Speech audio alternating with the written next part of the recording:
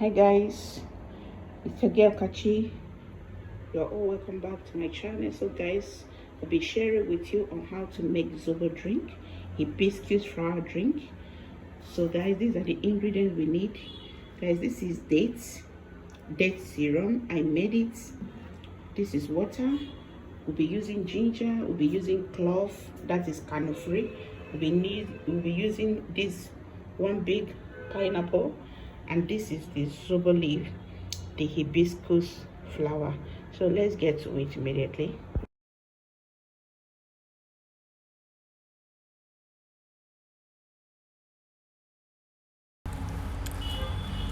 So guys, you start by washing the dry hibiscus or zobo leaf.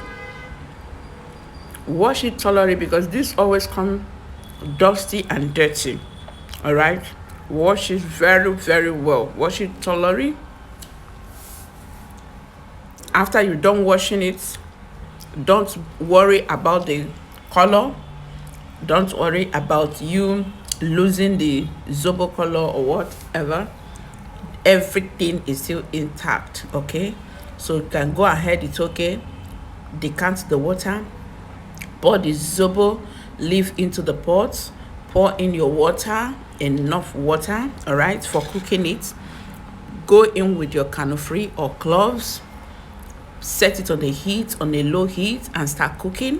While that is cooking, please go ahead and scrub your pineapple with iron sponge, with brush if possible, so that you make sure you really scrub out all the dirt, because we'll be using the back, the peeled. Yeah guys, when you're done washing the pineapple, go ahead and peel and cut into small chunks.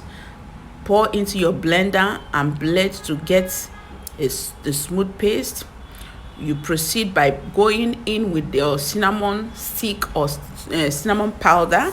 If you don't have the cinnamon stick, go ahead and use the cinnamon powder. Okay, and the back of the pineapple, go in with it, and the pineapple paste that the pineapple smoothie, the one you blended, go ahead and pour everything. Both the pineapple stick, the one in the middle, pour everything into the already on the heat zobo. When you pour all of those things, go ahead and blend your ginger. Okay, blend your ginger into a smooth paste. Also pour it right now.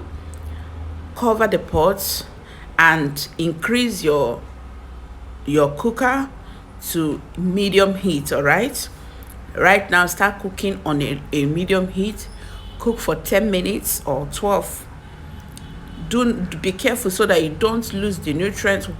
Don't overcook your zobo so you don't lose the nutrients in the zobo. Okay, once it's 10 minutes or 12, put up the heat, take down your zobo from the heat and allow it to cool down. Once it cools, go ahead and sieve it with your coriander. After you've done that, run it over again with a cheese or a chiffon cloth, so that you make sure that no particles is still remaining in that zobo.